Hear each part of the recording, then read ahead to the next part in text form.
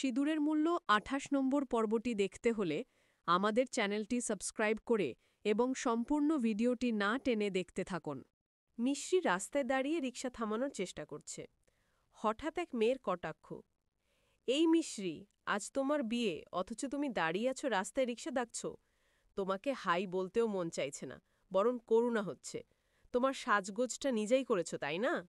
একই রকম কাপড় পরেছ, শহরের বাজার থেকে এনেছ মনে হয়। অন্তত একটা সস্তার স্যালুনে গিয়ে ফেসিয়ালটা করতে পারতে। আমি কিন্তু শহরের সবচেয়ে দামি স্যালুন থেকে ব্রাইডাল প্যাকেজ করেছি, শুধু এনগেজমেন্টের জন্য। তুমি কেন কোর্টে গেলে না? মিশ্রি ঠান্ডা গলায় উত্তর দেয়, আমি আমার এনগেজমেন্টের আগের দিন কোর্টে যেতে চাইনি। যদি আমার বাবার কিছু হয়ে যায়, তোমার হাসি আমি কান্নায় পরিণত করব। তাই নিজের বাজে কথা বন্ধ করো আর তোমার বিয়ের দিকে মন দাও। মেয়েটি কুৎসিতভাবে হেসে বলে, তোমার বাবার বয়স তো অনেক হয়েছে, যে কোনো সময় মারা যাবেন। ভালোই হয়েছে, এখন তার শেষকৃত্য জেলখানাতেই হবে। মিশ্রি ক্ষিপ্ত হয়ে বলে, সাবধান, আমার বাবাকে যতবার খারাপ বলবে ততবার আমি তোমাকে চড় মারব। তুমি গুনতে গুনতে ক্লান্ত হয়ে যাবে, কিন্তু আমি থামব না। অন্য মেয়ে তার হাত শক্ত করে ধরে হুমকি দেয়, এখন শুধু তোমার হাত ধরেছি, চাইলে ভেঙেও ফেলতে পারি। সীমার মধ্যে থেকো, না হলে বেশি দিন বাঁচবে না। কিছুদিন খোলা হাওয়া খাও, কারণ মিথ্যা সাক্ষী দেওয়ার জন্য খুব তাড়াতাড়িই তোমাকে জেলে যেতে হবে। মিশ্রির আগে চিৎকার করে, আমাকে ভয় দেখাচ্ছ? মনে রেখো, যার টাকা আছে সে কারো ভয় করে না। আমার কাছে অনেক টাকা আছে, আমিই তোমাকে জেলে পাঠাবো। আজ তুমি আমাকে চড় মেরেছ, আমি কোনোদিন ভুলব না। তোমাকে ছাড়ব না মিশ্রি। এদিকে মন্দিরে বিয়ের প্রস্তুতি চলছে। আলোকসজ্জায় পুরো মন্দির ঝলমল করছে।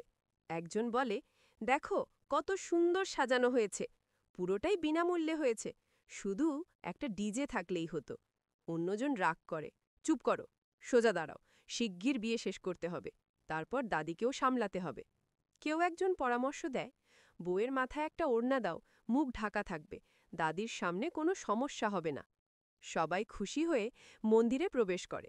একজন আবেগভরে বলে, আজ মা দুর্গার কৃপায় মন্দিরটা অপূর্ব লাগছে, আমাদের বাবলুই এই সাজসজ্জা করেছে।